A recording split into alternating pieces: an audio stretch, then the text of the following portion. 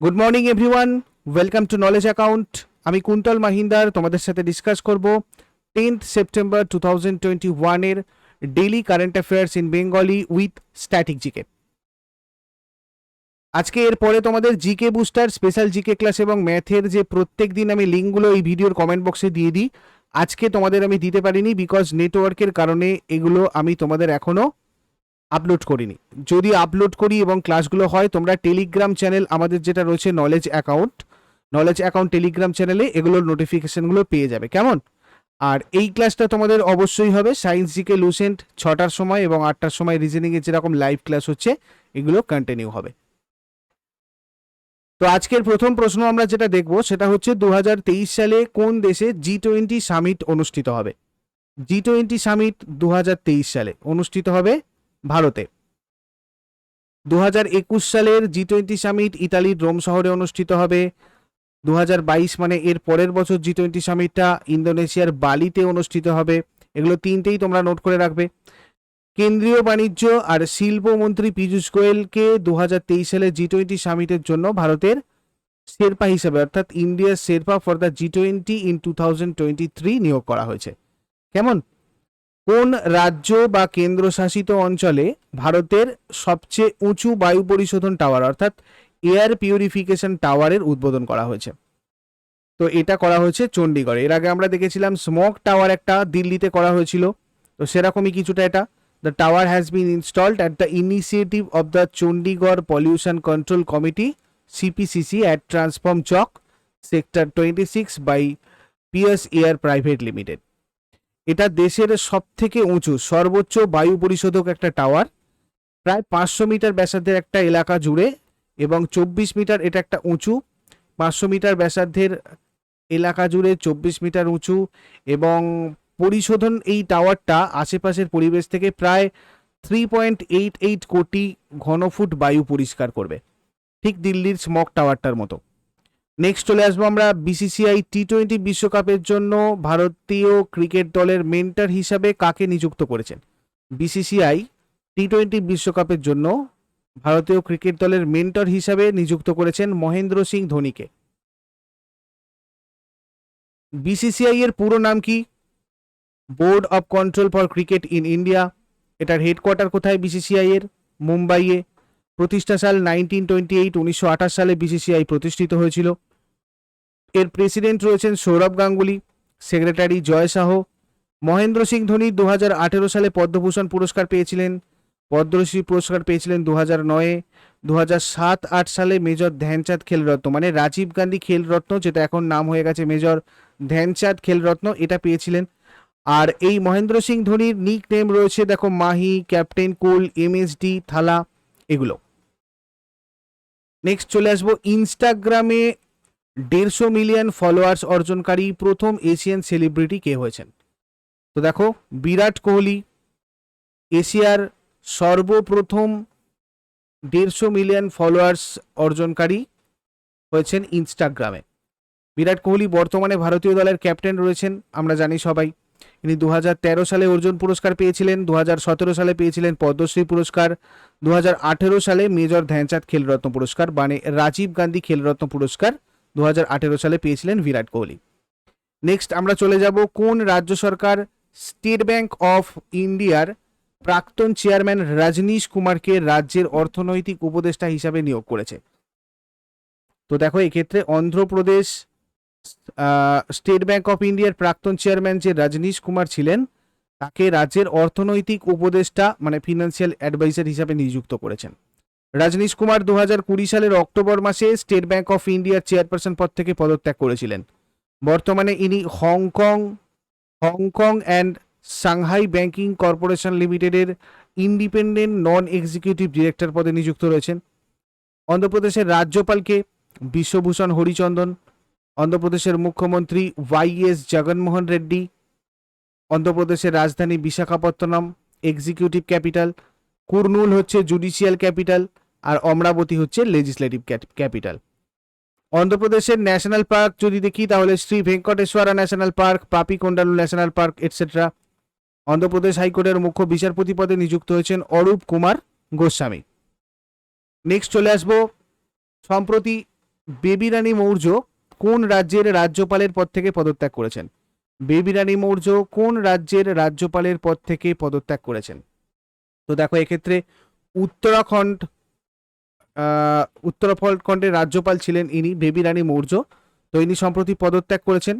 উত্তরাখণ্ডের মুখ্যমন্ত্রী কে রয়েছেন বর্তমানে? পুষ্কর সিং ধামি। উত্তরাখণ্ডের গ্রীষ্মকালের যে রাজধানী সেটা হচ্ছে গায়রসেন, এবং দেরাদুন হচ্ছে শীতকালীন রাজধানী। উত্তরাখণ্ডের লোকনৃত্য যদি দেখি তাহলে রাসলীলা, ঝোড়া, কাজারি, কুমায়ুনি, চাপেলি, গারওয়ালি এটসেট্রা। উত্তরাখণ্ডের হাইকোর্টের প্রধান বিচারপতি যদি দেখি তাহলে রাঘবেন্দ্র সিং চৌহান। উত্তরাখণ্ডের national park Jim Corbett National Park, Valley of Flowers National Park, Rajaji National Park, Gangotri National Park, Nanda Devi National Park. এরপরে চলে যাব কোন ফুটবলারকে গিনেস ওয়ার্ল্ড রেকর্ড সবচেয়ে বেশি গোল করার জন্য স্বীকৃতি দিয়েছে? মানে একটা আমাদের দেখো ক্রিশ্চিয়ানো রোনাল্ডো যিনি রয়েছেন, তো এনাকে গিনেস ওয়ার্ল্ড রেকর্ড সব থেকে বেশি গোল করার জন্য স্বীকৃতি প্রদান করেছে। ক্রিশ্চিয়ানো রোনাল্ডো পর্তুগালের ফুটবল প্লেয়ার, আমরা জানি পর্তুগাল ফুটবল দলের অধিনায়ক, ক্যাপ্টেন। ক্রিশ্চিয়ানো রোনাল্ডো পুরুষদের আন্তর্জাতিক ফুটবলের সবচেয়ে বেশি গোলদাতা। এর আগে ইরানের স্ট্রাইকার আলী দাইয়ের দীর্ঘদিনের 109টা আন্তর্জাতিক গোলের রেকর্ড ছিল। এখন 111টা গোল সহ সর্বকালের সর্বাধিক আন্তর্জাতিক গোলের গিনেস ওয়ার্ল্ড রেকর্ডধারী হয়েছেন এই ক্রিশ্চিয়ানো রোনাল্ডো।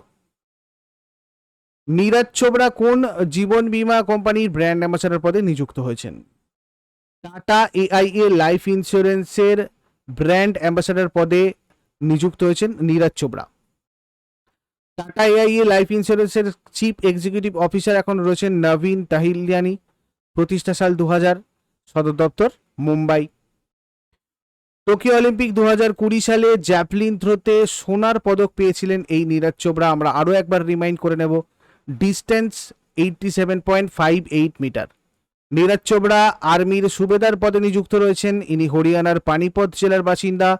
2018 সালে ইন্দোনেশিয়ার পালেম্বাং জাকার্তায় অনুষ্ঠিত এশিয়ান গেমসে জ্যাভলিন থ্রোতে সোনা জিতেছিলেন 88.06 মিটার। 2018 সালে অস্ট্রেলিয়ার গোল্ড কোস্টে অনুষ্ঠিত কমনওয়েলথ গেমসে জ্যাভলিন থ্রোতে সোনা জিতেছিলেন 86.47 মিটার। 2017 সালে ভারতের ভুবনেশ্বরে অনুষ্ঠিত এশিয়ান চ্যাম্পিয়নশিপে জ্যাভলিন থ্রোতে সোনা জিতেছিলেন 85.23 মিটারে। নেক্সট, কোন দেশ বিশ্বের প্রথম দেশ হিসাবে বিটকয়েনকে জাতীয় মুদ্রার তথ্য প্রদান করলো, মানে জাতীয় মুদ্রার মর্যাদা দিল? তো এটা হচ্ছে আমাদের এল সালভাডর। ঠিক আছে, বিটকয়েনকে ন্যাশনাল কারেন্সি বললো। এল সালভাডারের রাজধানী কোথায়? সান সালভাডার। সোলার এনার্জি কর্পোরেশন অফ ইন্ডিয়ার ম্যানেজিং ডিরেক্টর এমডি হিসাবে কে নিযুক্ত হয়েছেন? সুমন শর্মা। এই সোলার এনার্জি কর্পোরেশন অফ ইন্ডিয়ার সদর দপ্তর হেডকোয়ার্টার রয়েছে আমাদের নিউ দিল্লিতে, এবং এটা প্রতিষ্ঠিত হয়েছিল 2011 সালের 9 সেপ্টেম্বর। আগের দিন হোমওয়ার্কের প্রশ্নগুলো একবার মিলিয়ে নেবে। কোন রাজ্য বা কেন্দ্রশাসিত অঞ্চল জাহাজোগী ওয়াহি মাকান যোজনা চালু করেছে? তো এটা আমাদের দিল্লি হয়ে যাবে। ভারতের প্রথম কোন রাজ্যে বৈদ্যুতিক যানবাহন lithium battery plant, electric vehicle lithium battery plant স্থাপিত হতে চলেছে? কর্ণাটক। ই পঞ্চায়েত পুরস্কার 2021 জিতেছে উত্তরপ্রদেশ রাজ্য। আর আজকে তোমাদের জন্য প্রশ্ন থাকবে, অভিনব বিন্দ্রা কত সালে অলিম্পিকে সোনার পদক পান? Tokyo Olympic 2020। ভারতের উদ্বোধনী অনুষ্ঠানে পতাকা বহনকারী কে ছিলেন? টোকিও অলিম্পিক 2020 ভারতের সমাপ্তি অনুষ্ঠানে পতাকা বহনকারী কে ছিলেন? এগুলো তোমরা শেষকালে আমাকে কমেন্টে জানাও।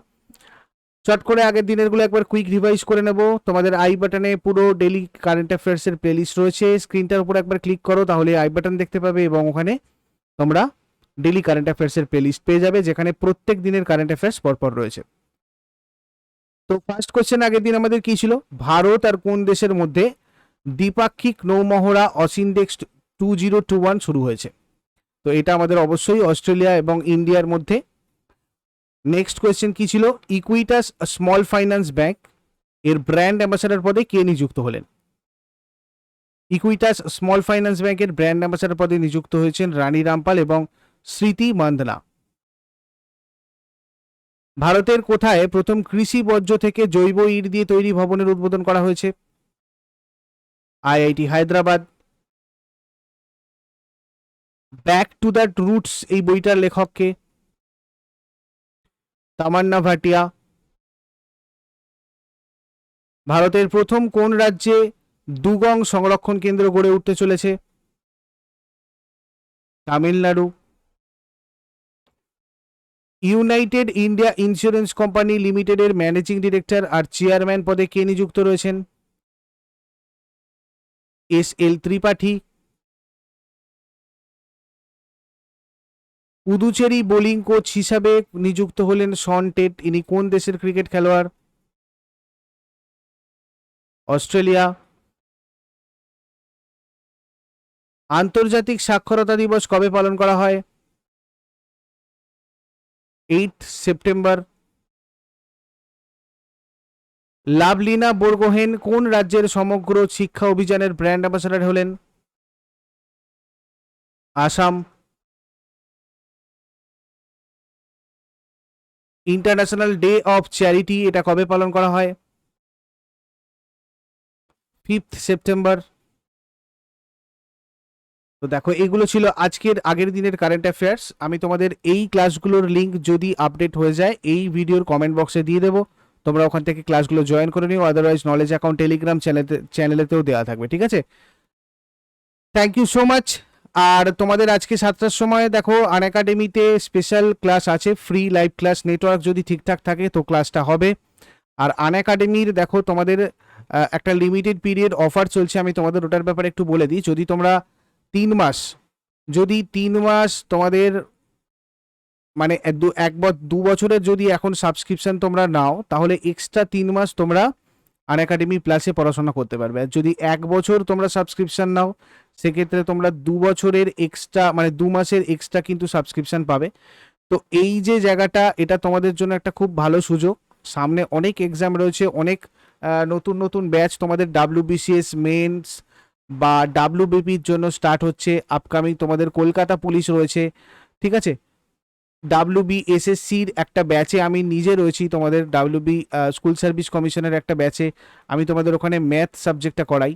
তো এই যে জায়গাগুলো তোমাদের রয়েছে, এগুলোর জন্য তোমাদের এই লিমিটেড পিরিয়ড অফার 2 বছর বা 1 বছর তোমরা একটা সাবস্ক্রিপশন নিতে পারো। আমি তোমাদের এই ভিডিওর কমেন্ট বক্সে দেখো লিঙ্ক দিয়ে রাখবো, তোমরা যদি চাও ওখান থেকে করতে পারো। আরও ডিটেলসে জানার জন্য অবশ্যই স্পেশাল ক্লাসগুলোতে তোমরা জয়েন করো। আজকে 7টার সময় তোমাদের নেটওয়ার্ক ভালো থাকলে, ঠিকঠাক থাকলে, আমি 7টার সময় তোমাদের একটা স্পেশাল ক্লাস মানে ফ্রি ক্লাস শিডিউল করেছি, যেখানে আমরা WBPর কনস্টেবল এবং লেডি কনস্টেবলের ম্যাথের বিভিন্ন প্রশ্ন নিয়ে আলোচনা করব। এবং তোমরা যারা যারা আদার্স WBSSC রয়েছে বা ক্যালকাটা পুলিশের প্রিপারেশন নিচ্ছ, তারাও আরও ডিটেলস এইগুলো সম্পর্কে জানতে চাইলে আমার সাথে অবশ্যই এই 7টার ক্লাসে জয়েন করে নিও। কেমন? Thank you so much. দেখা হচ্ছে আবার পরের ক্লাসে, কথা হচ্ছে পরের ক্লাসে।